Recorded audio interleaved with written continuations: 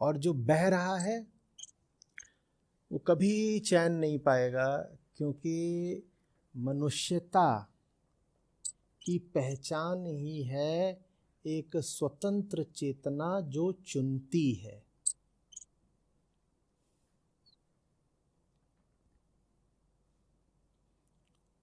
जिसने चुनाव के अपने अधिकार का प्रयोग नहीं करा वो मनुष्य ही नहीं हो पाया। वो बस ऐसे ही है, मांस का एक लोथड़ा। बहुत सारा कच्चा माल है, रॉ मटेरियल, जिससे मनुष्य तैयार हो सकता था अगर वो चाहता स्वयं को तैयार करना, पर वो तैयार हुआ नहीं। मां के गर्भ से कहिए कि कच्चा माल पैदा होता है, और ज्यादातर वो कच्चा माल ही मर भी जाता है, कच्चा ही रहते रहते। कच्चे माल को मनुष्य की आकृति देता है मनुष्य का चुनाव।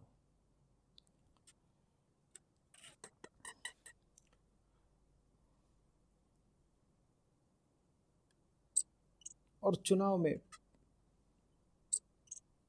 खतरे होते हैं, मूल्य होता है, पीड़ा होती है। ऐसे ही कुछ बिखरा पड़ा है सामान, उसको बिखरा ही रहने दो, तो जैसा है वैसा रहेगा। लेकिन तुम कहो कि मुझे इसे इकट्ठा करके एक सुंदर आकृति देनी है, तो पहली बात तो श्रम लगेगा। दूसरी बात, जिसको आकृति दे रहे हो वो कोई और नहीं है, तुम खुद हो। तो अपने आप को जैसे तराशना पड़ेगा, अपने आप को तराशो तो चोट लगती है। तराशने का तो अर्थ ही होता है कि जो अनावश्यक है उसको हटाना है। जब पत्थर से मूर्ति उभारी जा रही होती है तो पत्थर में कुछ जोड़ा तो जाता नहीं, क्या किया जाता है?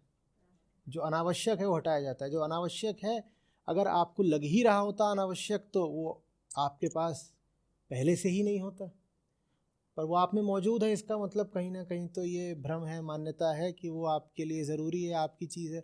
तो जब तराश के उस चीज़ को हटाओ तो बुरा तो लगता ही है, मेरी चीज़ थी, देखो हटा दी। और ये सब करने के बाद भी ये संभावना होती है कि जो मूर्ति निकल कर आए उसमें कुछ खोट रह जाए, तो वो खतरा भी उठाना पड़ता है।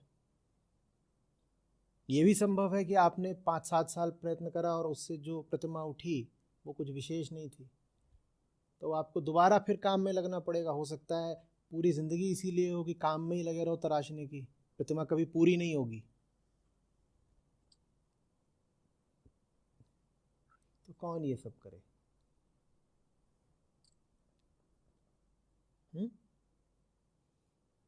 स्थितियों को निर्धारित करने दो, मैं क्या करूँगा। नियमों को तय करने दो, मैं किधर को चलूँगा और कितना चलूँगा। मान्यताओं को, परंपराओं को, आदेशों और अनुशासन को तय करने दो कि मेरा दिन कैसे बीतेगा। आदेश आएगा तो काम कर लेंगे, आदेश नहीं आएगा तो काम नहीं करेंगे। कोई डंडा लेकर के हम में अनुशासन बैठाएगा तो कोई कर्म कर लेंगे, नहीं तो कोई कर्म नहीं करेंगे। मनुष्य में मनुष्यता के अभाव की स्थिति है। ये बताता है कि हम मनुष्य नहीं हैं, हम देह से मनुष्य होते हुए भी भीतर से कुर्सी है। किसी ने उठा के कहीं रख दिया तो रख दिया, नहीं रखा तो नहीं रखा। किसी ने औंधे मुंह लिटा दिया तो औंधे मुंह लेट जाएंगे। कोई आके हम पे बैठ गया तो हमारे पास कोई विरोध नहीं है। कोई आके हमें किसी भी रंग में रंग भी सकता है, उसको लेके भी हमारा कोई मत नहीं है। हमारी कोई आत्मा ही नहीं है।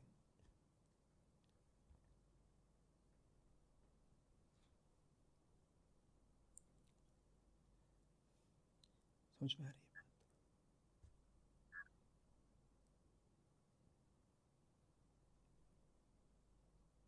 अब इस बात को ध्यान से समझिएगा। आत्मा नहीं पैदा होती, आत्मा पानी पड़ती है।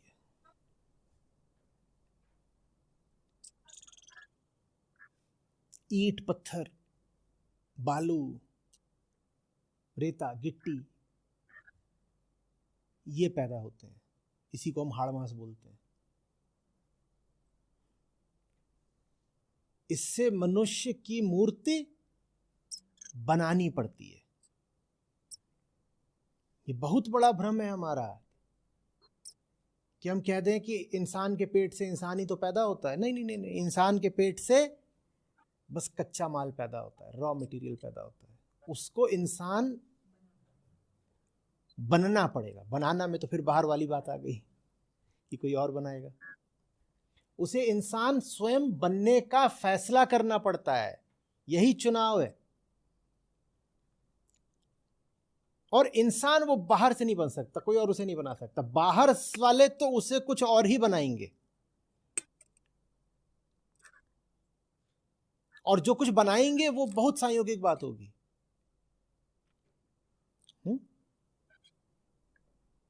आप ले जा करके कुछ पत्थर वगैरह कहीं आप पानी में डाल दीजिए, या आप सड़क किनारे छोड़ दीजिए, और 2 साल 4 साल बाद आप जाइए, जो कुछ आपने वहाँ छोड़ा था आप किसी तरीके से उसको दोबारा ढूंढ लीजिए, तो उनका आकार बदल गया होगा, ठीक है ना।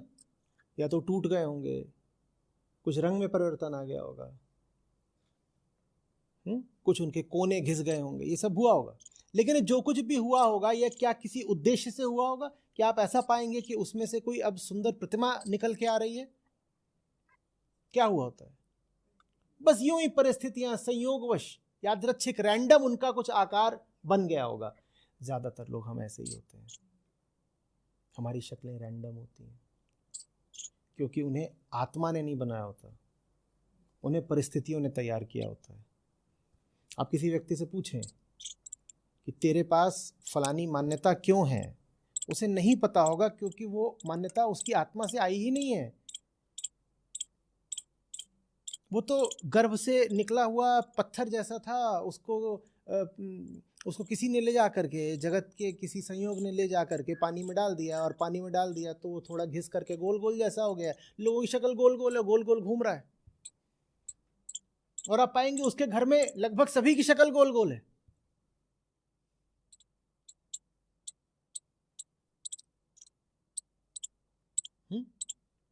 परिवार होते हैं, उन परिवारों में आप जाएंगे, आप देखेंगे वहां सब मोटे हैं। देखा कभी? पता ही नहीं लगता ये कैसे है, सब एक बराबर मोटे हैं। पति पत्नी भी बिल्कुल एक बराबर मोटे हैं, आपको लगेगा भाई बहन जा रहा है, जुड़वा। ये निश्चित रूप से आत्मा की पैदाइश तो नहीं है, कोई और ही बाहरी ताकत है जो इन दोनों पर ही काम कर रहे हैं, और उसने दोनों को ही एक जैसा बना दिया है।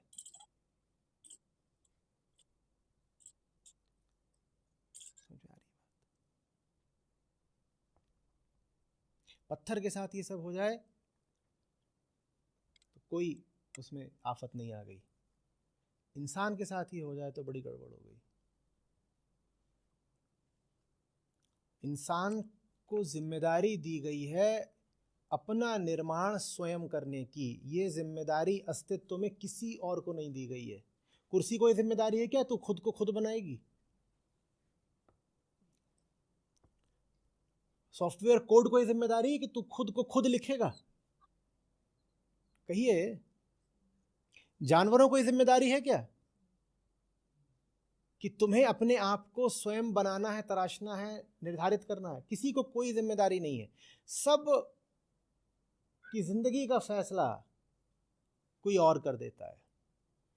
कुर्सी का फैसला इंसान कर देता है, जानवरों का फैसला प्रकृति कर देती है। उन्हें कोई फैसला खुद करने की जरूरत ही नहीं पड़ती। इंसान अकेला है जो फिनिश्ड प्रोडक्ट की तरह, तैयार माल की तरह नहीं पैदा होता, जो रॉ मटेरियल की तरह पैदा होता है, कच्चे माल की तरह।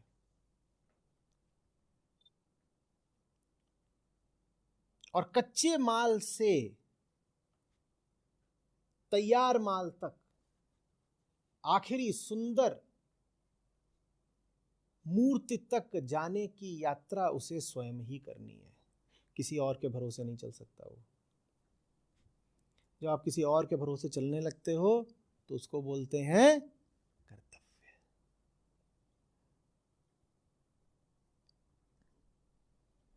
आपको नहीं पता कि आप जो कर रहे हो क्यों कर रहे हो, पर आप कर रहे हो, इसी को कर्तव्य बोलते हैं।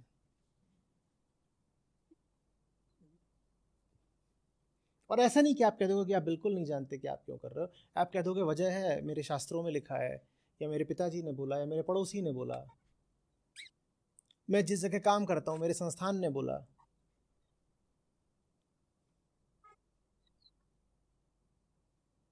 मेरे इलाके में ऐसा माहौल चलता है, मेरे देश में ऐसा ही होता है।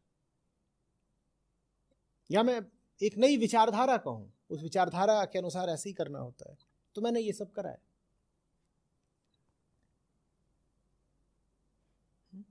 ये सब बाहरी है। गीता यही सिखाती है ना, जिस किसी को भी सोचा जा सके वो बाहरी है।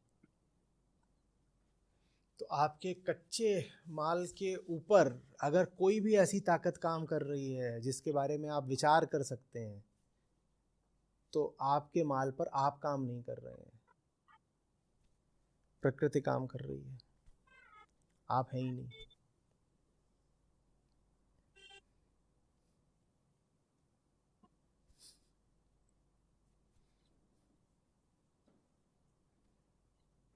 हमें अपना निर्माण करना होता है, और अपने पूरे निर्माण को ही अध्यात्म में कहते हैं मुक्ति। जिसने अपना पूरा निर्माण कर लिया, समझिए उसने अपना पूरा विध्वंस कर लिया, वो मुक्त हो गया। जीवन अपने आप को तराश कर बनाने के लिए है। नहीं तो कितना अजीब लगेगा ना, जैसे रसोई में आपको दे दिया गया, ये रही सब्जी, ये रहा तेल, ये मसाले रहे, और 2-4 चीजें और रख दी गई, और 3 घंटे दे दिए गए, 4 घंटे, जिंदगी के 4 दिन, रसोई के 4 घंटे, और सो रहे, सब्जी चूहे कुतर रहे, और 4 घंटे बाद जो आपको माल दिया गया था वो वैसा ही तो नहीं रह गया जैसा दिया गया था, कुछ तो बदला ही। ये जो बदलाव हुआ है इसको हम कहते हैं उम्र का बीतना। जो आपको माल दिया गया था, 4 घंटे बाद आप जब उठे सो करके, तो आप देखोगे वो माल वैसा ही नहीं रह गया जैसा आपको दिया गया था।